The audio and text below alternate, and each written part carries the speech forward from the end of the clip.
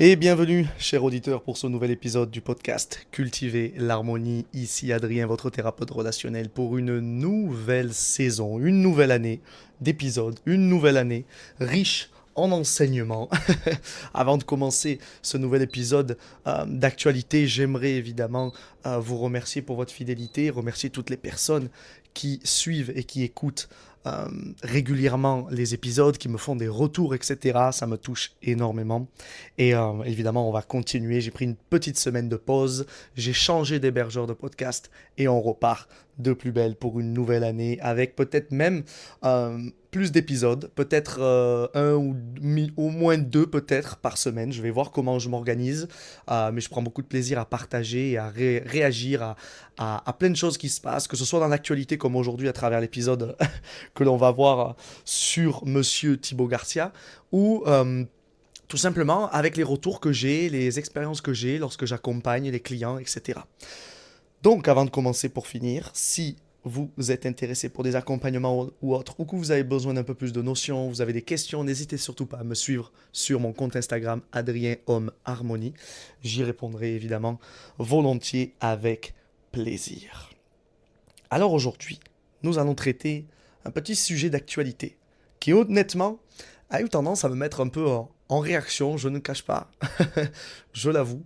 Et pas que moi, justement, il y a énormément de gens, et notamment la gente féminine, qui ont été en réaction par rapport à un événement. Alors, je ne suis pas forcément la télé-réalité ou quoi que ce soit, mais je trouve ça intéressant quand, des fois, il y a des événements un peu particuliers, des situations un peu particulières qui mettent beaucoup de gens en réaction, d'essayer de comprendre un peu le fond derrière tout ça, et de pas juste rester en surface. Aujourd'hui, on va parler de Monsieur Thibaut Garcia, qui est tout simplement un participant voilà, de télé-réalité, influenceur qui est très très très connu en France et qui a récemment pris la décision de se séparer de sa compagne Jessica après X années, peut-être 8 ans, voire plus. Ils ont des enfants ensemble, il me semble qu'ils étaient mariés, bref. Euh, une relation qui était quand même assez longue. Et il y a à peu près, peut-être un poil plus d'un mois, il a décidé de prendre du coup, cette décision de se séparer de Jessica. Et ça a été un tollé. Pourquoi un tollé?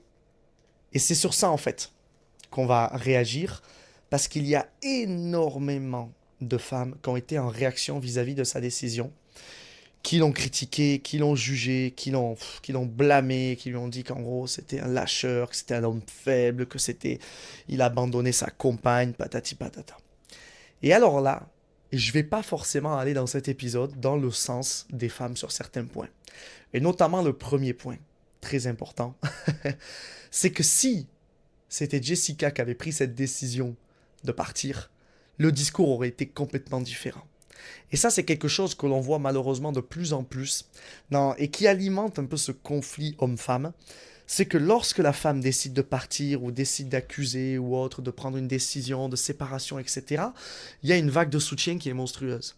Mais lorsque c'est l'homme qui décide, il y a une vague de haine sans précédent, comme celle que là actuellement Thibaut subit, tout simplement parce qu'il a pris la décision de se séparer.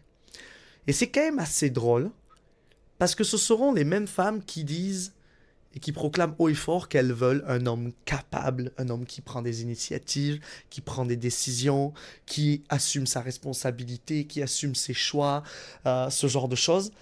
Et en fait, on voit qu'au final, c'est un peu hypocrite parce que cette idée d'homme capable, c'est plutôt je veux un homme qui, en tout cas, agisse comme je veux, comme je veuille, qui soit capable dans mon sens. Parce que quand ça va pas dans mon sens, c'est pas très très bon. Ça me plaît moins. Et là, c'est exactement ce qui est en train de se passer, justement. Il a été capable de partir de cette relation-là. Euh, et il s'est pris une tollée, une avalanche de haine qui est juste monstrueuse. Ce qu'il faut bien comprendre là-dedans, euh, déjà dans un premier temps, c'est que tout le monde critique. Tout le monde a tendance à juger avec les réseaux sociaux. C'est devenu la foire. Sauf que le problème, c'est qu'on est tous dans le même bateau. On a tous vécu au moins une fois dans sa vie une situation comme Thibaut a pu vivre, ou peut-être qu'il en avait tout simplement marre et qu'il n'en pouvait plus depuis X temps. Et malheureusement, tout le monde n'a pas la capacité de se dire, bon, là, ça va plus dans ma relation, qu'est-ce que je décide? Est-ce que je pars ou est-ce que je tente le tout pour le tout et je décide d'aller consulter? Tout le monde n'a pas l'intelligence d'esprit, le recul, la conscience pour se dire c'est vrai que ça fait 1 ou 2 mois que ça va pas très très bien, il y a des choses, des tensions, viens on va voir quelqu'un, on se fait aider. Il n'y a pas beaucoup de gens, en fait, même j'en connais quasiment pas, qui ont cette capacité-là d'esprit euh, et qui prennent les devants avant qu'en fait les racines du couple soient toutes pourries. Parce qu'au début, c'est les branches, c'est les pommes qu'il faut tailler, il faut s'en occuper.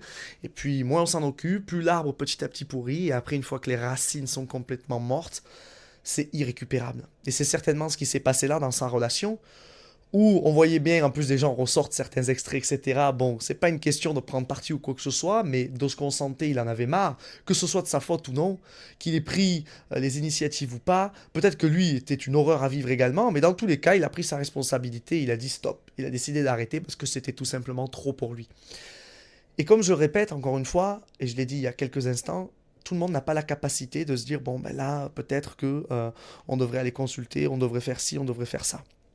Donc, quand je vois beaucoup de gens qui critiquent et qui, sur les réseaux sociaux, se targuent de donner des conseils, de dire j'aurais fait ci, j'aurais fait ça, j'aurais machin, ça me fait toujours rire parce que je vous rappelle bien une chose, c'est qu'on est tous dans le même bateau. On est tous dans les mêmes galères. Je me souviendrai toujours d'un de mes meilleurs amis qui était assez abasourdi quand je lui racontais un peu les péripéties que je vivais lors d'une ancienne relation. Et un jour, il me dit c'est fou, il me dit parce que je me rends compte que je t'ai vachement jugé, mais je suis exactement dans la même situation. Sur des points différents, sur des notions différentes, le fond est le même, la forme est différente. Il me dit en fait, je me sens un peu bête parce que je me rends compte on est vraiment on est tous dans les mêmes galères. Et je lui ai dit mais c'est ça, c'est ça. Et moi le premier, combien de fois ça m'est arrivé de juger des fois des gens et de me dire mais en fait on est tous dans les mêmes galères. Moi aussi je vais vivre ça. C'est un peu comme quand on croise des parents avec leur enfant et qu'on est là à critiquer, oh là là, il s'occupe mal du gamin, le gamin est mal éduqué, oh là là, il lui crie dessus, oh là là. En fait, peu importe ce qu'ils font, on va les critiquer. Mais ces mêmes gens n'ont jamais eu d'enfants. Et une fois qu'ils ont des enfants, ils se rendent compte de la réalité du terrain et ils se disent, ah, en fait, c'était pas aussi agréable, aussi facile que ça en avait l'air. Je comprends mieux maintenant les parents qui pétaient les plombs ou alors qui étaient complètement impuissants, désarmés face aux émotions de leur enfant. Donc déjà, c'est un premier point qui est quand même crucial à noter, c'est que là, actuellement, on est tous dans le même bateau. Arrêtons de critiquer dès qu'il y a quelqu'un qui fait ceci ou cela. Essayons de faire un travail de miroir. Et je pense que je ferai un épisode là-dessus, évidemment, parce que c'est super important. Essayons un peu de vivre avec plus de bienveillance, de compassion, d'empathie, pour arriver à se mettre à la place des autres, pour comprendre que nous aussi, ce que la personne, elle fait, elle est, ce qu'elle vit, en fait, on l'a déjà vécu ou on va le vivre, ou on est peut-être même en train de le vivre en ce moment même. Et ça, là, c'est crucial. Parce que ça nous permet d'avoir un recul et évidemment de développer une certaine compréhension vis-à-vis des autres. Et si aujourd'hui on arrivait à développer un peu plus de compassion, de bienveillance, de compréhension, mon Dieu qu'il y aurait moins de tensions sur cette foutue planète. C'est ce qui manque cruellement d'ailleurs aujourd'hui. Euh, pour moi, je pense que c'est vraiment le point numéro un qui manque au monde actuellement, c'est ce manque de compréhension, de bienveillance, de compassion. Et les réseaux n'aident pas du tout, et on le voit d'ailleurs avec cette affaire-là, où tout le monde se déchaîne, tout le monde y va à plein cœur. Et alors que le mec n'a rien demandé, le Thibaut il a rien demandé, il a juste pris la décision de partir. Et en fait, ce qui est terrible, c'est que peu importe ce qu'il fait, il va être critiqué. Il a écrit un texte un peu intéressant, un peu voilà bien enjolivé, etc. sur sa rupture. Oh là là, les gens se sont déchaînés sur lui. Il a écrit ça avec ChatGPT, il n'a pas de respect, etc. Mais à quel moment vous pouvez critiquer quelqu'un qui prend la décision avec 100% de responsabilité, il prend la décision de partir, de tout simplement se séparer. Mais on a tous fait ça, et parfois même peut-être à tort. Et pour autant, on l'a bien vécu, ça s'est bien passé après derrière, peu importe les conséquences ou pas. Enfin, ça fait pas de nous des monstres, donc pourquoi lui serait un monstre parce qu'il décide de partir, parce qu'il en peut plus, etc. Il a pris sa responsabilité. Maintenant, Jessica, qu'elle pleure, qu'elle en soit heureuse de cette séparation, qu'elle souffre, ça en est de sa responsabilité maintenant. Ça ne dépend plus d'elle, ce que son homme, ou en tout cas son ex-compagnon, a décidé de réaliser, c'est-à-dire de me poser une séparation, de mettre en place cette séparation. Ça ne dépend pas d'elle. Par contre, ce qui dépend maintenant d'elle, c'est comment elle va gérer cette situation-là. Et là, c'est important d'arriver à prendre sa responsabilité là-dessus. C'est important. Pour finir, Et j'aimerais revenir sur cette notion de séparation parce que je me rends compte que dans beaucoup de situations, les séparations ne sont pas saines, les séparations sont compliquées, chacun y va de sa vision des choses, son son de cloche. Et c'est pour ça que moi, quand j'ai des amis ou des personnes que je rencontre qui me parlent d'une rupture qu'ils ont eue, je reste toujours un peu détaché, à distance, parce que j'aime bien avoir les deux sons de cloche en fait. Et souvent, l'un raconte sa version, l'autre raconte sa version, et on se rend compte qu'en fait, bah, c'était pas tout beau tout rose, quoi. La première version était pas forcément très crédible ou autre, donc bref. Tout dépend comment la personne raconte, etc. Mais dans tous les cas, peu importe la version, peu importe ce qui se passe, il y a de fortes chances, si un jour vous décidez de mettre en place une séparation, que vous soyez un homme ou que vous soyez une femme, vous risquez de passer pour le méchant de l'histoire. Si l'autre personne va vous catégoriser comme le méchant de l'histoire, il le fera, il ou elle le fera, et vous ne pourrez rien y faire.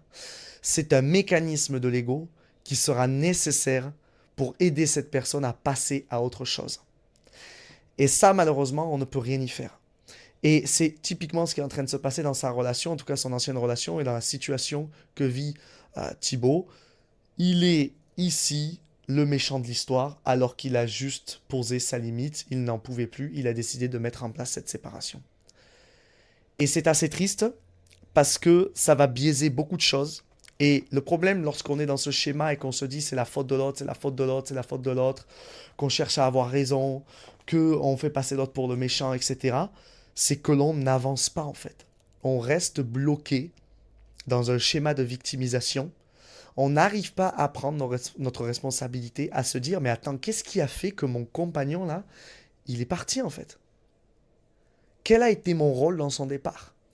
Quelles actions j'ai fait ou peut-être quelles actions je n'ai pas fait dans ma relation qui ont fait que aujourd'hui mon compagnon demande le divorce? C'est ça en fait que l'on veut nous, en réalité. Mais dans une situation comme celle-ci où la Jessica par exemple, on voit tout le soutien qu'elle a, etc. Le problème, c'est que ça n'apporte rien de bon. Le problème, c'est que ça l'encourage dans l'idée que peut-être son homme l'a abandonné, etc. Il a fait galérer, tout ça. Ça l'encourage dans ce rôle de victime, dans ce rôle d'impuissance. Je préfère le mot de rôle d'impuissance plutôt que rôle de victime, parce que victime, ça a un caractère un peu péjoratif, les gens n'aiment pas trop ça, mais comment dire, ça la consolide, ça la conforte dans son rôle d'impuissance, et ça ne va pas l'aider à reprendre son pouvoir. C'est-à-dire à comprendre quelle a été sa responsabilité dans cette demande de divorce de la part de son compagnon.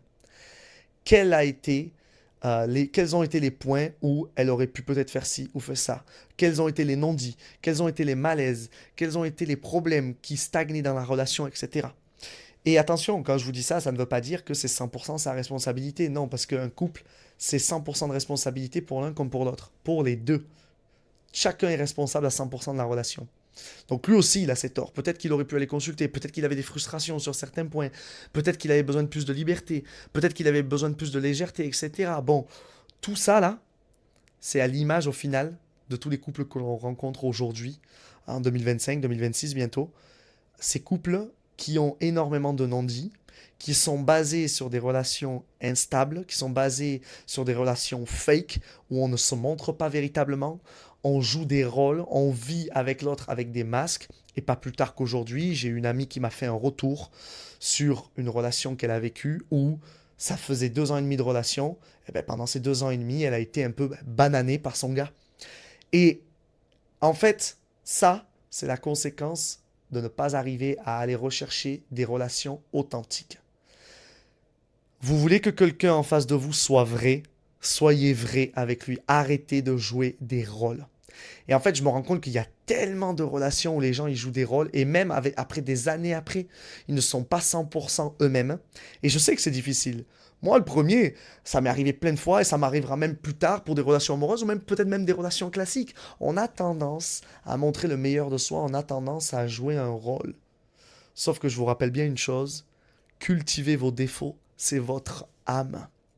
C'est ça qui fait le charme d'une personne. Évidemment quand c'est bien dosé. Mais on n'est pas avec quelqu'un juste pour ses qualités, on n'est pas avec quelqu'un juste pour ses avantages, sur les choses positives qu'il apporte sur la table. Non. Il y a toujours une face, une face cachée, pardon. Il y a une face, pardon, la pièce face et pile, d'accord? Il y a un revers. Et il y a des défauts, il y a des inconvénients, il y a des comportements toxiques, il y a des casseroles. C'est comme ça en fait. Le prince charmant n'existe pas. Je vous le rappelle. Je rappelle ça pour les femmes, mais je rappelle ça également pour les hommes, qui ont tendance tout de même à être moins exigeants que les femmes, il faut l'avouer. Mais pareil pour nous, les hommes, il n'y a pas, la femme parfaite n'existe pas. Le contraire d'idéal, c'est réaliste. Et quand vous aurez compris ça, vous allez pouvoir vous ouvrir beaucoup plus facilement. Mais surtout, même si vous vous ouvrez à tout type de personnes, rappelez-vous bien d'être authentique, d'être vrai dès le départ. C'est ce qui empêchera beaucoup de situations, vous évitera en tout cas beaucoup de situations conflictuelles, des situations où vous vous rendez compte que même après des années, la personne n'est pas vraiment ce qu'elle était ou ce qu'elle montrait d'elle. Et c'est ce qui arrive là pour mon ami. C'est ce qui arrive également dans des situations comme les relations avec Thibaut a pu avoir avec Jessica. Si peut-être qu'il avait pris le temps de découvrir vraiment la personne de plus en plus en profondeur, etc., avec une vraie remise en question, ben, peut-être que il se serait dit, ben, c'est pas vraiment l'idéal que j'ai. Le problème, c'est qu'on est accroché à un idéal, à une projection, à ce que la personne peut devenir, à ce que l'on peut vivre dans la relation. On est accroché à ça, plutôt que d'être accroché à ce que la personne elle est concrètement, c'est-à-dire avec ses avantages comme ses inconvénients, pardon, avec ses qualités, ses défauts, avec ses casseroles, avec tout ça. Donc voilà, je voulais réagir un peu par rapport à cette situation-là. Je vous le rappelle encore une fois, on est tous dans le même bateau. Et si cette situation vous a mis en réaction, ou si une situation de couple prochainement vous met en réaction, que ce soit un ami, la famille, etc., rappelez-vous bien qu'on est tous dans le même bateau. Et faites le miroir. Brièvement, c'est quoi le miroir? Si vous êtes dérangé par le comportement de quelqu'un ou une situation de couple, etc., posez-vous la question, mais de quoi je juge ces personnes d'être? De quoi je juge cette personne d'être? Et je pense que beaucoup de femmes ont été en réaction avec Thibaut parce qu'elles l'ont peut-être jugé d'être infidèle. Pas infidèle dans le sens il la trompe, mais d'être infidèle dans le sens il n'est pas loyal à sa femme, à sa famille, etc. C'est un lâche.